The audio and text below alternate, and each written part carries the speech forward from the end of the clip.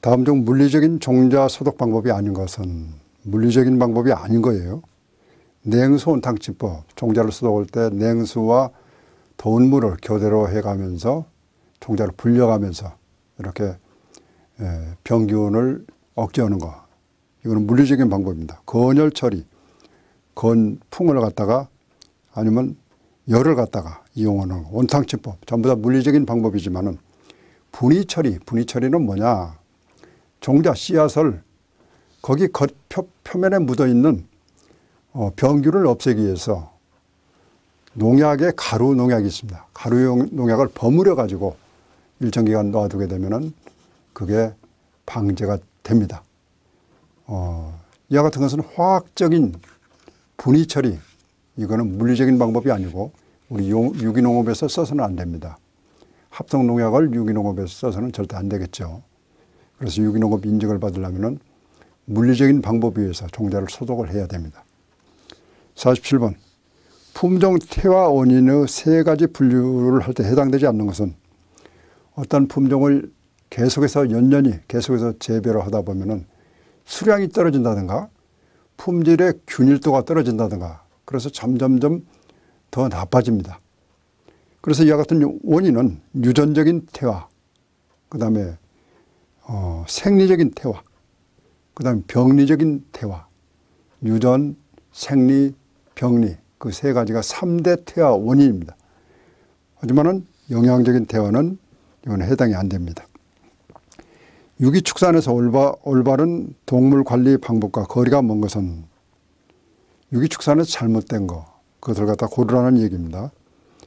항생제에 의한 치료, 항생제, 항균제 이런 것은 유기농업, 유기축산에서는 사용해서는 절대 안 됩니다. 그래서 1번이 정답인데 유기축산에서는 항생물질, 호르몬제, 비단백질 질소 화합물, 성장 촉진제 이런 것을 절대 투여해서는 안 되는 것으로 엄격히 제한을 하고 있습니다. 이런 것을 투여를 했다. 그러면 유기농업, 유기축산에서 취소가 되겠죠. 과수 재배에서 심경, 깊이가리를 심경이라 깊을 심자. 심경을 하기에 가장 적당한 시기는 과수 이파리가 한참 생육 중에 만약에 심경, 깊이가리를 하게 되면은 과수의 뿌리가 전부 다 단근, 끊어지게 되겠죠. 그럼 정상적인 생육을 못 합니다. 따라서 낙엽이 지는 그 시기, 그 이후, 그때는 휴면기가 되기 때문에 상관이 없습니다. 깊이가리를 해야 되는데 주로 낙엽기 이후에 하는 것이 정상적입니다. 벼에서 관수의 해가 가장 민감한 시기. 여름철에 갑자기 강우, 물폭탄이 떨어졌습니다. 벼를 심으면 전부 물바다가 됐어요. 이걸 침수라고 해요. 침수. 야, 침수.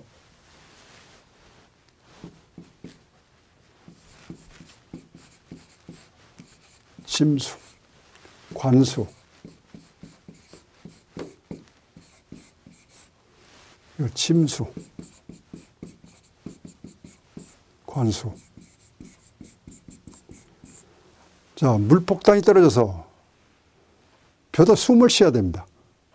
그런데 물에 갇혀 있게 되면 숨을 쉬지 않아서 기절, 혼절 상태가 됩니다. 광합성을 제대로 할 수도 없거니와 산소 호흡을 못하게 되면 그대로 벼가 썩습니다. 그런데 비가 오는데 정상적보다도 물이 많이 채 있는 것을 침수라고 그래요. 침수. 그런데 관수는 뭐냐? 이게 갓관자예요. 갓관자. 사람이 머리에다가 갓을 쓰게 되면 이 머리가 완전히 덮이죠. 자, 이 갓. 그러니까 벼가 완전히 물속에 잠겼는데 끄트머리도 보이지를 않습니다. 그걸 관수라고 그래요. 그런데 이와 같은 관수 경우는, 침수가 됐던 관수 경우는, 자, 임신을 했을 때 수인기를 임신하는 기간을 수인기라고 그래요. 그랬을 때 가장 민감하게 반응을 합니다. 우리 동물도 사람도 마찬가지예요. 임신을 했다. 외부 환경 가장 민감하게 반응을 합니다. 특히 벼 경우는 감수 분열기라고 있어요. 감수 분열기. 이 시기에는 임신을 했는데 수량이 예를 들어서 100kg가 나올 거냐 아니면 80kg가 나올 거냐 50kg가 나올 거냐 그걸 결정하는데 수량이 수량을 줄어드는 시기가 감수분할이에요.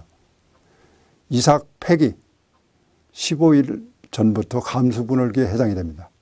그래서 이와 같은 감수분할기도 수인기 그 시기에 가장 민감한 반응을 하기 때문에 감수분할기는 온도가 갔다가 저온이 됐다 아니면 침수가 됐다 이런 환경이 열악한 환경이 오게 되면 수량이 형편없이 줄어듭니다.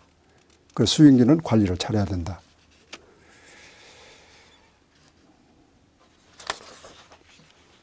토양 미생물 중에서 황세균, 세균 중에 황세균, 철세균 여러 가지 세균들이 있습니다.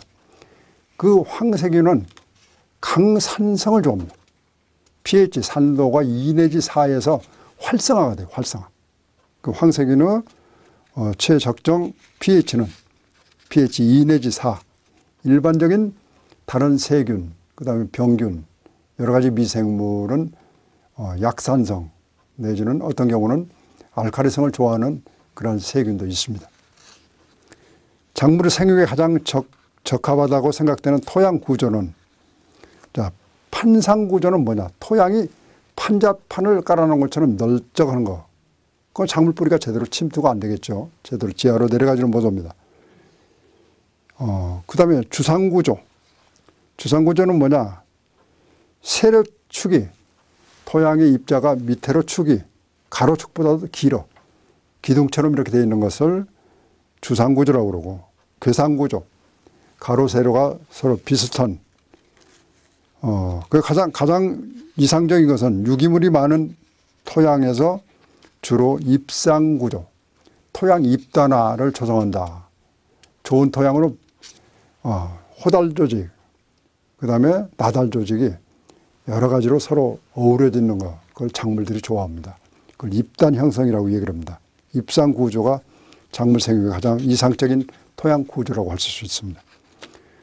우량 종자의 증식 체제로 올바른 것은 종자 육종 단계에서 새로운 종자를 하나 만들어내게 되면은 이걸 어떻게 일반 농가까지 보급이 되느냐, 그걸 묻는 질문입니다. 농촌진흥청 작물시험장에서 새로운 품종을 하나 만들어냅니다. 그걸 기본식물이라고 그래요. 기본식물은 각 도에 농업기술원이 있어요. 기본식물, 그걸 원원종, 그 다음에 원종, 보급종 이런 식으로 해서 체제가 이루어지는데 그 기본식물에서 육성한 종자를 갖다가 원원종을 갖다가 도농업기술원에서 육종을 합니다. 원종이 되겠죠. 이걸 갖다 종자보급소에 보냅니다. 보급종이 됩니다. 그 종자보급소에서 최종포를 통해 가지고 종자를 다량 생산을 해요. 그래가지고 일반 농가에 보급을 시키는 시스템을 가지고 있습니다. 그리고 기본식물, 원원종, 원종, 보급종. 이와 같은 1번이 정답입니다. 다음 중 포식성 천적에 해당되는 거. 포식성 천적. 우리가 조그마한 벌레를 갖다 집어넣어가지고 여러 가지 병충해. 우리가 농약을 쓸 수가 없기 때문에 천적을 이용해서 그걸 병충, 특히 충해를 막는 제어하는 수단으로 활용을 합니다. 그걸 천적이라고 그러는데 그 천적의 종류는 크게 나눠서 두 가지 형태가 있습니다. 포식성, 진딧물이 있다. 그 천적이 진딧물을 그대로 씹어먹는 거. 포식성.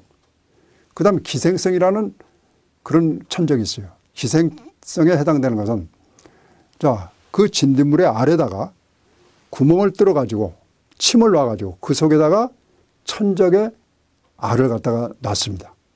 그럼 알이 온도에 따라서 부화가 돼. 깨어나. 그러니까 진딧물 알이 살 수가 없죠. 이 속에서 이상한 물질이 새로 탄생이 되기 때문에 이걸 기생성 천적이라고 합니다.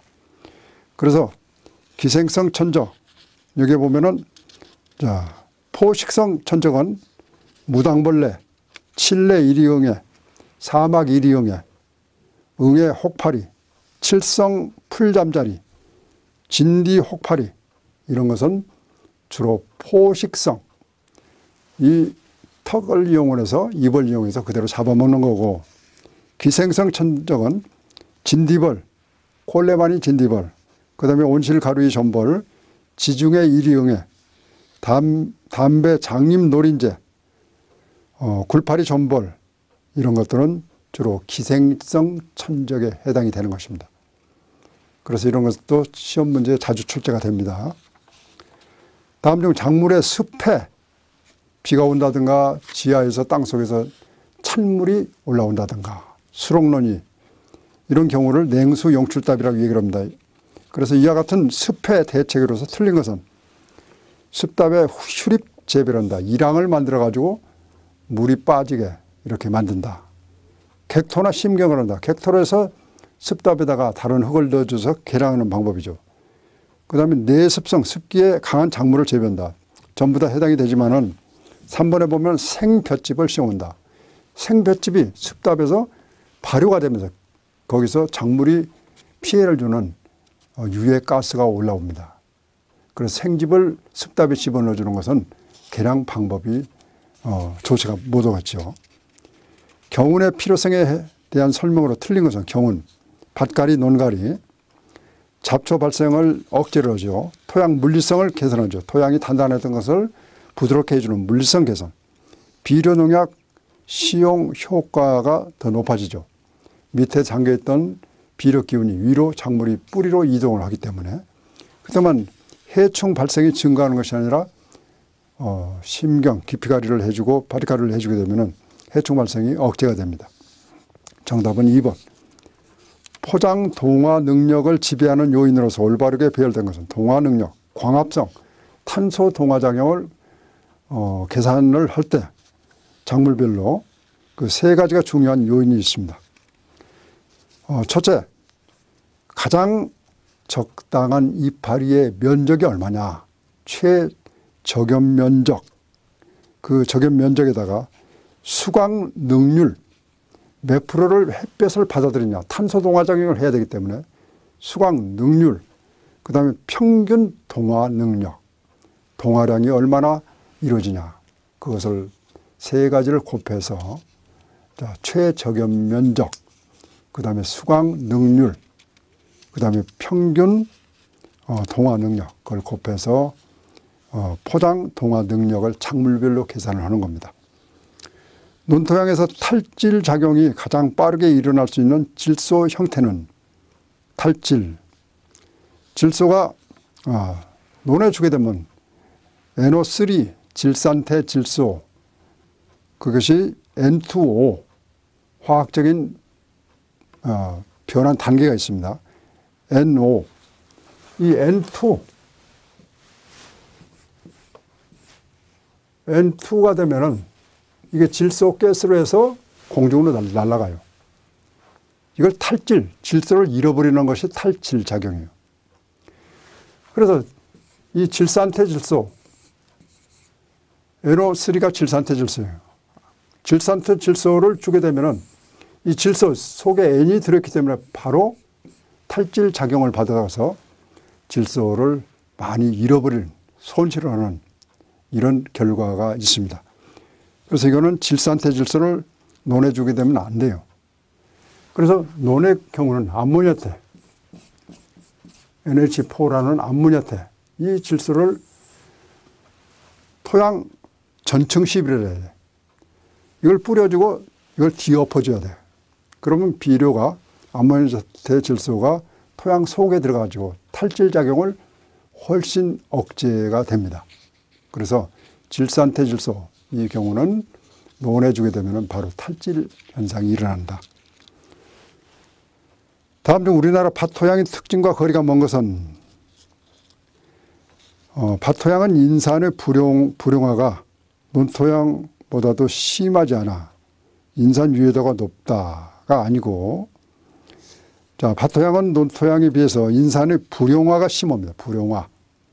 작물이 흡수할 수 없는 형태로 밭에서는 인산을 바꿔줍니다. 토양에서.